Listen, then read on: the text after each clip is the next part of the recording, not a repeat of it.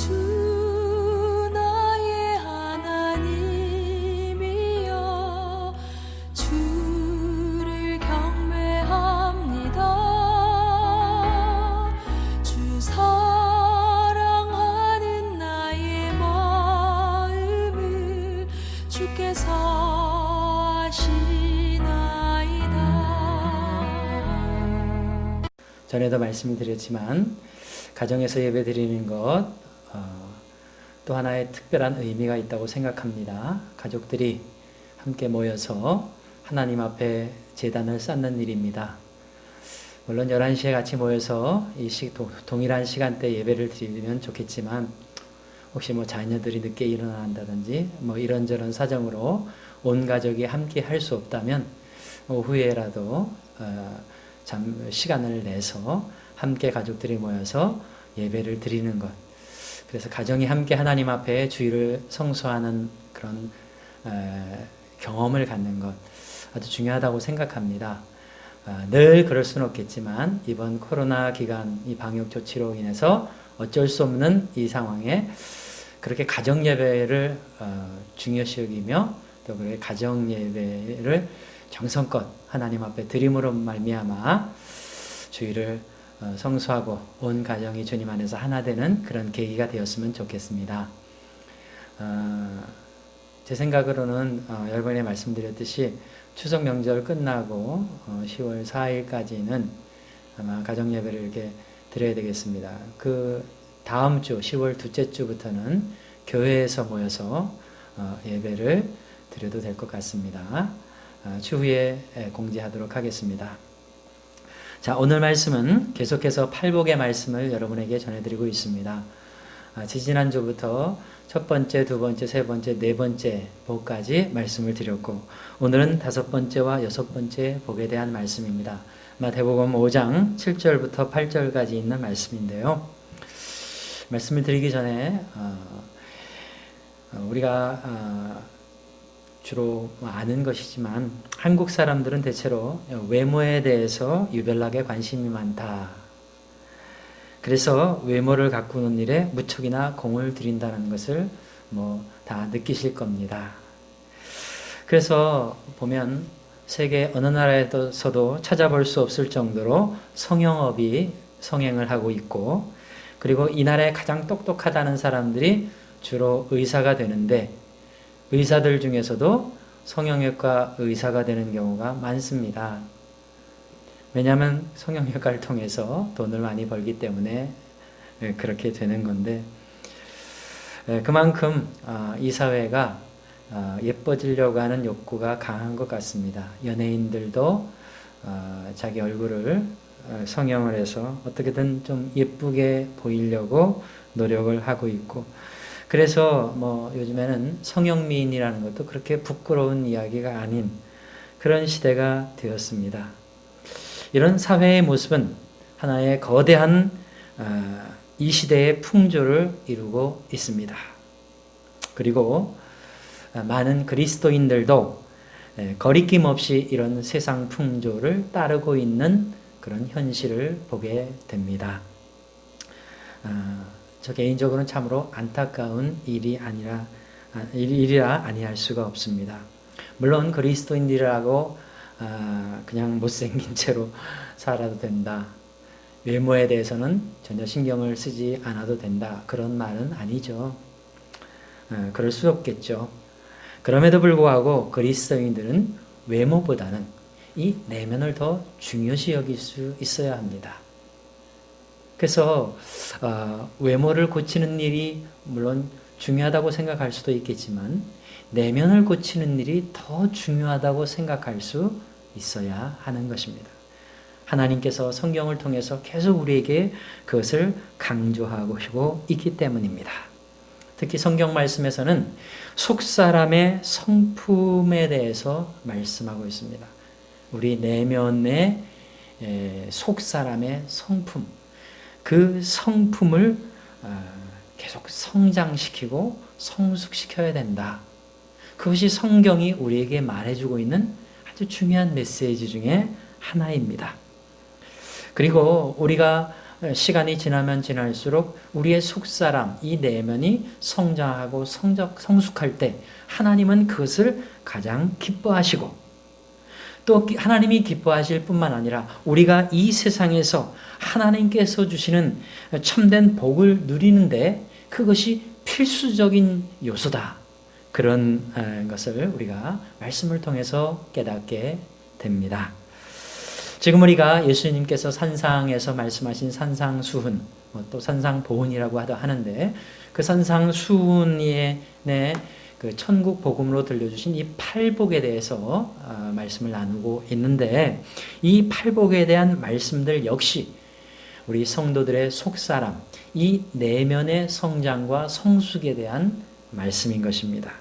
다시 말하면 우리의 내면이 성숙해야 하려면, 우리의 내면의 속사람의 성품이 성숙해져 가려면 어떤 방향을 향해서 가야 하는가, 그것을 가르쳐주고 있는데, 여기서는 8가지로 가르쳐주시고 거기에 하나님의 복을, 축복을 약속해 주시고 있는 것입니다.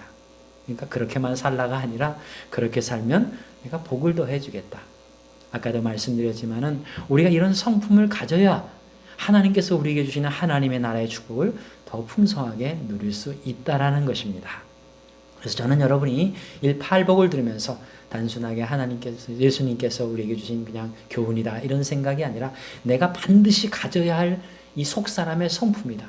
내가 반드시 성장시키고 성숙시켜야 할 속사람의 성품이다. 그렇게 생각하시고 한복 한복 잘 살펴보면서 여러분의 삶으로 이어갈 수 있기를 바랍니다. 자, 그래서 오늘은 하나님의 사람으로서 이 속 내면에 갖추어야 될 성품 중에 5번째, 6번째 성품이 뭐냐 하면 긍휼히 여기는 사람이 되어야 한다. 그리고 2번째로는 마음이 청결한 사람이 되어야 한다. 그 말씀인 겁니다. 첫 번째, 오늘 7절에서 예수님께서 긍휼히 여기는 자는 복이 있나니 그들이 긍휼히 여김을 받을 것이미요 라고 말씀하셨습니다. 여기서 긍휼히 여긴다라는 말은 쉽게 말하면 불쌍히 여긴다 그 말입니다. 근데 이 불쌍히 여긴다는 것은 단지 우리가 마음으로만 불쌍히 여기는 것, 그걸 얘기하는 것이 아닙니다. 우리가 직접 삶으로 돌보고 돕는 행동까지 이어지는 것을 말하는 것이죠. 그렇게 불쌍히 여기는 사람, 긍휼히 여기는 사람에게는 하나님이 주시는 복이 있는데 그게 뭐냐? 하나님이 그 사람을 긍휼히 여겨주신다, 불쌍히 여겨주신다라는 겁니다. 이 말씀이 어떤 의미인지 한번 살펴보도록 하겠습니다. 여기서 긍휼이라고 하는 말을 헬라어로 보면 엘리오스라고 하는 말인데 그 의미가 뭐냐 하면 이 사람을 향한 하나님의 긍휼이라는 거죠. 긍휼히 여기라 말씀을 하셨지만 사실 이 긍휼이라는 단어 엘리오스의 뜻은 하나님이 우리를 긍휼히 여기실 때의 그 긍휼이라는 겁니다. 그러니까 긍휼히 여기라는 것은 네 생각에 사람을 그냥 불쌍히 인간적으로 불쌍히 여기라는 말이 아니라 하나님이 너를 불쌍히 여기는 마음으로 사람들을, 이웃들을 불쌍히 여기라 그 말이라는 거죠. 자, 그렇다면 하나님께서 우리를 긍휼히 여기신다, 하나님께서 우리를 불쌍히 여기신다는 말이 무엇인가? 우리는 성경을 통해서 충분히 알고 있습니다. 하나님이 이처럼 세상을 사랑하사 우리에게 독생자를 주셨으니 이는 저를 믿는 자마다 멸망치 않고 영생을 얻게 하려 하심이라. 그렇게 말씀하셨죠. 하나님이 사랑하기 때문에 우리를 불쌍히 여겨주신 거예요. 왜? 우리가 죄 가운데 멸망의 길로, 우리가 죄 가운데 살다가 사망의 길로 가고 있기 때문에 하나님께서는 우리를 불쌍히 여기신 거죠. 그래서 예수 그리스도를 보내셔서 십자가의 은총으로 말미암아 우리가 더 이상 사망과 멸망의 길을 가지 않도록 막으신 거죠. 그래서 예수 그리스도의 그 십자가를 믿는, 그 복음을 믿는 모든 사람에게 생명과 구원의 길을 열어주신 거예요. 우리를 불쌍히 여기셨기 때문에. 그 바탕이 뭡니까? 우리를 사랑하셨기 때문에. 그래서 하나님께서 우리를 불쌍히 여겨주신다는 것은 이 하나님의 사랑이 바탕이 된 거예요. 특히 자기 하나밖에 없는 아들을 보내신 것, 하나님 자신을 보내주신 것과 같죠. 하나님 자신이 희생하시면서 우리에게 구원의 길을 열어주신 그 사랑, 그게 아가페의 사랑이잖아요. 그 사랑으로 우리를 바라보시면서 우리를 불쌍히 여겨 주셨다라는 겁니다. 그래서 여기서 하나님의 긍휼이라는 것은 첫 번째로 영혼에 대한 긍휼을 얘기하는 것입니다. 영혼을 불쌍히 여기는 하나님의 마음이라는 거죠. 그리고 두 번째로는 뭐냐면 영혼뿐만 아니라 그 영혼이 죄 가운데 살면서 어떻게 됩니까? 고통받고 고난받고 신음을 하죠. 그 모습을 하나님 보실 때 안타까워서 하나님이 사랑하는 그들이 고통받고 고난받는 것이 안쓰러워서 불쌍히 여기신다라는 거죠. 여러분, 우리가 구원받은 사람들이지만 우리가 죄에서 완전히 해방이 되었습니까? 영적으로는 완전히 해방되었지만 우리가 삶을 살면서 늘 죄의 올매에 빠져서 실수하고 실패할 때가 있잖아요. 죄는 여전히 영향력을 끼치고 있습니다. 영적으로는 우리를 죄에서 완전히 벗어나게 해주셨지만 이 현실은 우리는 죄와 싸워 나아가고 있는 현실인 거죠. 근데 때때로 그 죄에 굴복당할 때가 많다라는 거죠. 죄에 굴복을 당하면 우리가 어떻게 되면 고통받고 고난받는 힘겨운 어려운 삶이 있고 그 속에서 우리는 신음하게 되는 겁니다. 그 모습을 하나님이 보시는 거죠. 물론 세상 사람들도 그 삶을 살고 있지만 무엇보다도 하나님의 자녀들이 그런 삶을 살고 있다면 계속해서 그 죄 가운데서 신음하는 삶을 살고 있다면 하나님이 얼마나 우리를 불쌍히 여기시겠습니까? 그래서 우리를 불쌍히 여겨주신다라는 거죠. 영혼에 대한 불쌍일 뿐만 아니라 우리의 삶, 죄 가운데 신음한 우리의 삶을 바라보시면서 불쌍히 여겨주신다라는 겁니다. 자, 이런 하나님의 사랑을 바탕으로 해서 우리를 긍휼히 여기시는 이 마음을 누가 가져야 된다? 우리가 가져야 된다라는 겁니다. 그래서 우리도 그 마음으로 이웃을 불쌍히 여겨야 한다.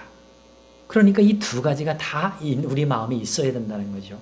그 이웃에 대한 영혼을 바라보면서 그 영혼이 죽음과 사망과 그리고 멸망의 길로 죄 가운데 빠져서 그 사망과 멸망의 길로 가는 것 때문에 그 사람들, 그 영혼들을 불쌍히 여기는 마음으로 그들을 대할 수 있어야 된다는 거죠.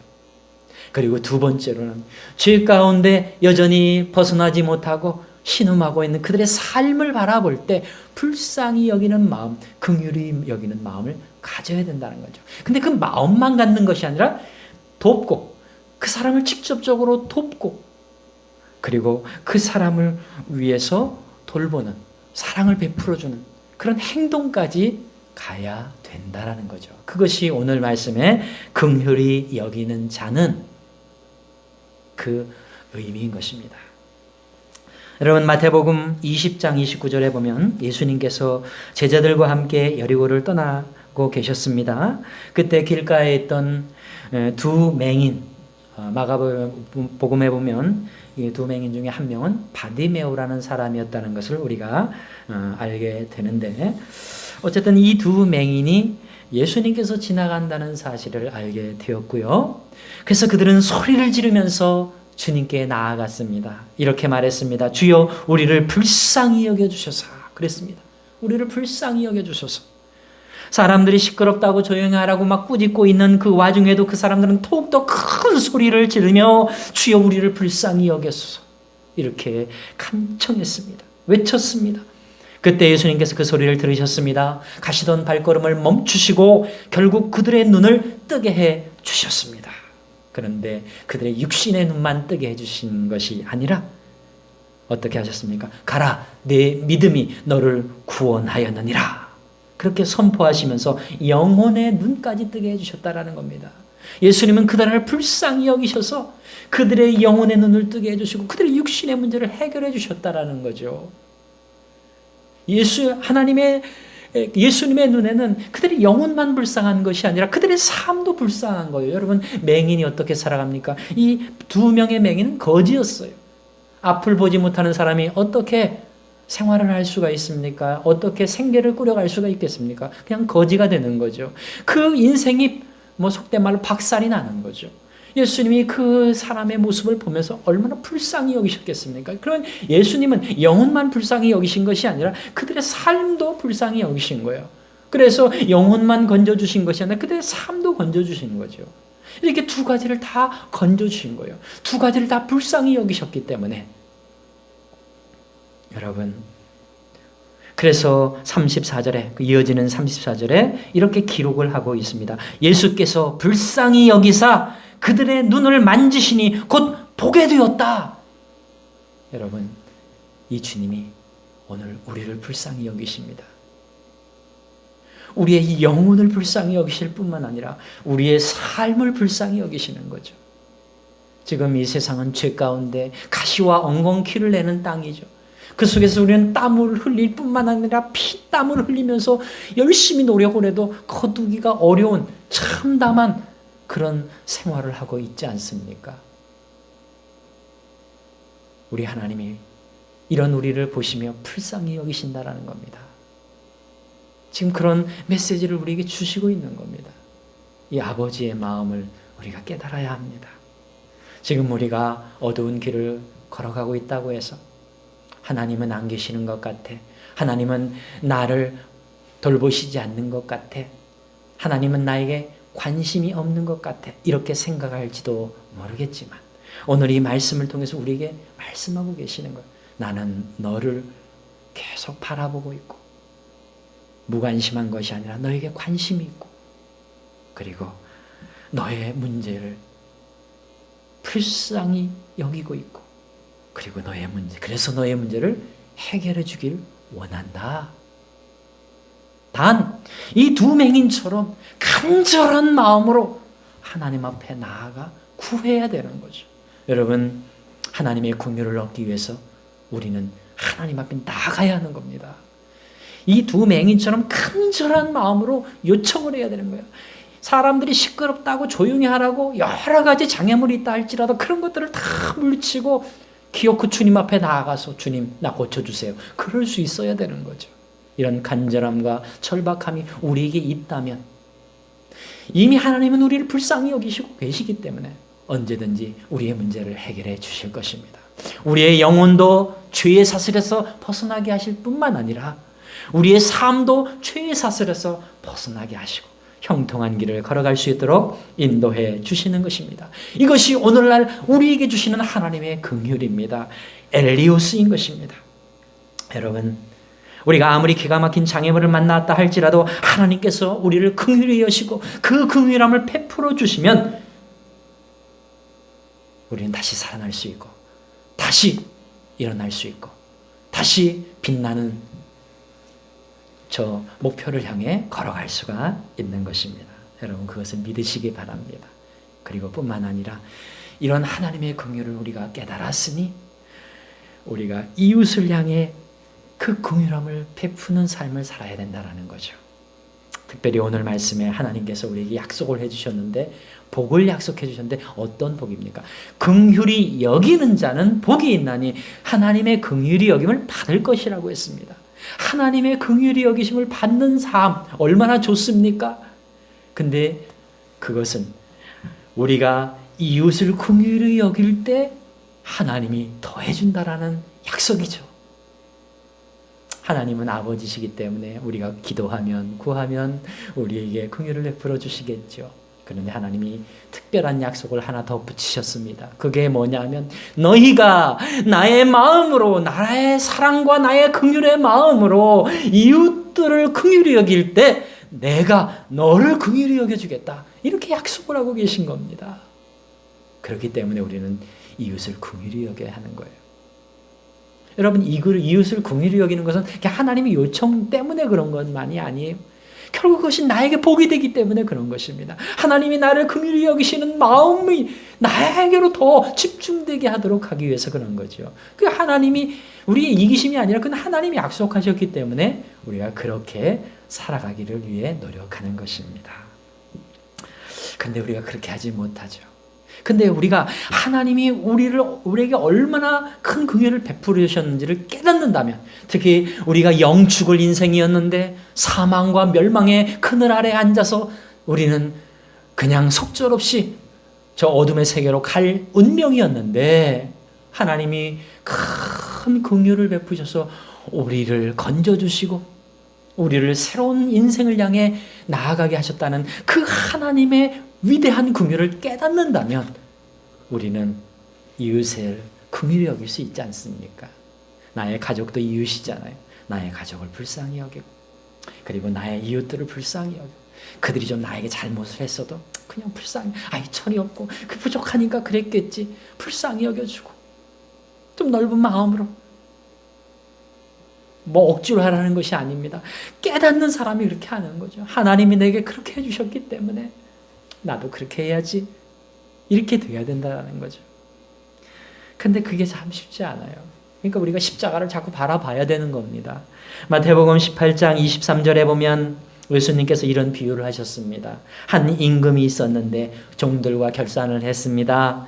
그때 1만 달란트 빚을 진 사람이 끌려왔습니다. 여러분, 1만 달란트라는 상상을, 당시의 돈으로는 상상할 수 없는 액수입니다. 거의 6조 원에 달하는 그런 큰 돈이었습니다. 그런데 임금이 그가 도저히 갚을 수 없다는 것을 알고 그 빚을 그냥 다 탕감해 주었다는 겁니다. 불쌍히 여겨서. 근데 이 사람이 임금으로부터 그 6조 원의 1만 달란트의 그 엄청난 빚을 탕감을 받고, 여러분 요거는요 우리의 영혼의 빚을 얘기하는 거예요. 갚을 수 없는, 상상할 수 없는 그런 빚이잖아요. 이거는 우리가 죽음과 사망의 길을 갈 수밖에 없던 운명인데 그걸 탕감받았다라는 거죠. 구원해 주셨다라는 거예요. 이 십자가 은총을 얘기하는 거예요. 그래서 어쨌든 그 빚을 탕감받았는데 집으로 돌아와서 자기에게 100데나리온을 빚진 사람, 그 사람의 빚을 전혀 탕감해 주지 않았다라는 거죠. 100데나리온은 뭐 한 1,000만 원 정도 되는 돈이에요. 6조 원에 비하면 그건 껌값이죠. 근데 얼마 되지도 않는 돈을 빚진 사람을 아주 인색하게 탕감해 주지 않고 오히려 빚 안 갚는다고 해서 그 사람을 잡아다가 옥에 가뒀다라는 거죠. 놀라운 임금의 그 불쌍히 여기는 긍휼을 받은 사람이 그 자기 이웃에게 별것도 아닌 것을 그렇게 긍휼함을 베풀지 않고 오히려 인색하게 그들을 잡아서 옥에 가두는 그런 무자비한 모습을 보였다라는 겁니다.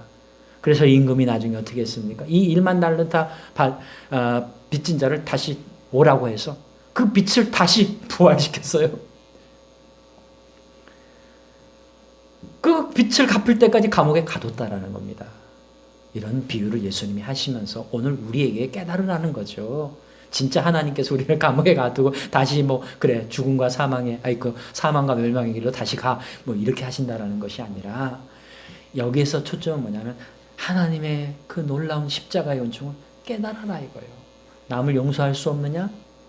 남을 불쌍히 여길 수 없느냐? 그러면 너를 불쌍히 여겨주신 하나님을 깨달아라. 얼마나 못되고 얼마나 부족하고 얼마나 말도 안 되는 삶을 살고 있었던, 더러운 삶을 살고 있었던 너를 하나님께서 긍휼히 여겨주셨지 않냐. 그걸 좀 깨달아라. 그걸 조금이라도 깨닫는다면 우리는 나의 이웃들, 가족이든 아니면 친척이든 아니면 나의 세상 이웃들을 향해 한 걸음 더 나아가서 아버지의 긍휼을 그들에게 베풀어 줄 수가 있는 것입니다. 억지로 하라는 얘기가 절대로 아닙니다. 우리는 자꾸 깨달아야 합니다. 사람은 깨달은 만큼 할 수 있기 때문입니다. 여러분, 이렇게 우리가 이웃들을 향해 긍휼의 마음을 갖고 살아갈 때 그 영광을 하나님이 받으시는 거예요. 그리고 하나님께서 하나님의 영광을 세상 사람들에게도 나타내시는 거고요. 하나님의 나라가 세상 속으로 들어가는 거죠. 이루어 가져가는 거죠. 그리고 뿐만 아니라 나에게도 하나님이 긍휼히 여겨주시는 그런 은혜가, 축복이 있게 되는 것입니다. 여러분, 사랑하는 여러분이 하나님의 긍휼하심을 더 깊이 깨달아 이웃을 긍휼히 여기는 삶을 사심으로 말미암아 하나님의 더 큰 긍휼을 누리시기를 주님의 이름으로 축원합니다. 자, 그 다음에 두 번째로는 8절의 말씀입니다. 마음이 청결한 자가 하나님을 보게 된다고 말씀하셨습니다. 여기서 청결이라는 말은 헬라어로 카다로스입니다. 카다록이 아니라 카다로스. 근데 이 청결이라는 말은 쉽게 말하면 오로지 하나님만 바라보는 마음이에요. 이 내 마음과 내 머리에 하나님만 바라보는 것. 다른 잡다한 것이 들어가 있으면 그건 청결한 게 아니라 조금 더러운 거죠. 예수님께서 예루살렘 성전에 들어가셨을 때 거기서 성전을 청결하신 사건이 있었습니다. 그때 예수님이 성전에 들어가셨을 때 성전이 어떤 모습이었습니까? 속된 말로 개판오분전이었죠. 장사하는 사기꾼들이 성전 저기서 계속 사기를 치면서 예물을 팔고 있었던 거죠. 그래서 거기에서 그 예물을 사기 당하면서 사는 사람들이 마음이 막 상해가지고서 예배 드릴 때 막 속상해가지고서 막 예배가 엉망이 되는 거예요. 사기꾼들이 난장판을 만들어 놓는 겁니다. 하나님의 예배 장소를. 그 모습을 보시고 예수님께서 장사꾼의 소굴이 되게 했다. 그러면서 다 몰아내신 거죠. 성전을 청결하신 거죠. 그러니까 여기서 청결하다는 것은 뭐냐면 하나님의 성전이라는 건 오직 하나님께 주목해야 되는 곳이잖아요. 다른 잡다한 그런 일들 때문에 머리가 막 터지고 막 마음이 막 벌렁벌렁하고 신경이 쓰여서 하나님 앞에 예배드리지도 못하고 하나님 생각도 못하고 말씀도 안 들어오고 이게 뭐예요? 이건 더러운 거예요. 성전도 더럽고 내 마음도 더러운 거예요.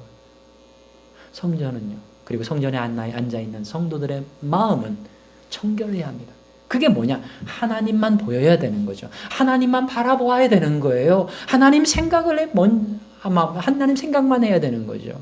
여러분 우리가 뭐 완벽한 청결을 어떻게 가질 수가 있겠습니까마는 하나님께서 계속 우리를 청결하게 하시기를 원하시는 거죠. 이 마음이 청결한 자가 어떻게 된다고 그랬습니까? 하나님을 볼 것이요. 세상에 잡다한 것들이 계속 섞여 있으면요. 하나님을 만날 수가 없어요. 하나님을 볼 수가 없어요. 하나님께 가까이 갈 수가 없기 때문에 하나님의 말씀을 들을 수도 없는 겁니다. 하나님의 나라 속으로 들어갈 수가 없어요. 왜 하나님 말씀도 못 듣고 살아갈 수도 없기 때문에 어떻게 그 나라를 우리가 살아갈 수가 있겠습니까? 그렇게 총체적인 문제가 생기는 거죠. 청결하지 않으면. 그러니까 하나님의 말씀이 바로 이 마음이 청결한 자가 복이 있나니 하나님을 볼 것이라고 한 이 팔복을 주신 거예요. 팔복의 말씀을 주신 거예요. 마음이 청결해야 된다. 여러분 우리가 예배를 드릴 때도 기도할 때도 마음이 청결해야 되는 거죠. 우리가 이 땅에서 살아갈 때 가정에서 살아가든 일터에서 살아가든 뭐 어디 가서 살아갈 때도 마음이 청결해야 됩니다. 하나님만 보여야 돼요. 그럼 이 말은 뭐냐면 하나님만 생각하고 세상 것들은 아무 생각도 하지 말아야 된다. 그런 말이 아니죠.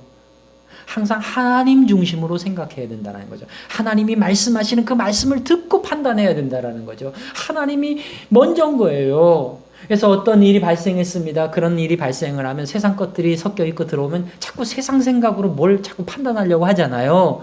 그건 청결한 게 아니라 더러운 거죠. 그 더러운 것들을 내려놓고 하나님만 계셔야 되는 거예요. 내 마음 중심에. 하나님 어떻게 하면 좋겠습니까?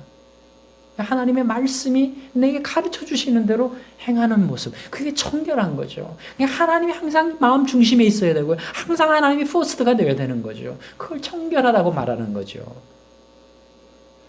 하나님 말씀대로 살면 내가 무슨 세상에 여러 가지 생각을 안 합니까? 다 하죠. 그러나 하나님께서 하신 말씀대로 그것들을 생각하는 거죠. 이것이 청결한 것이다.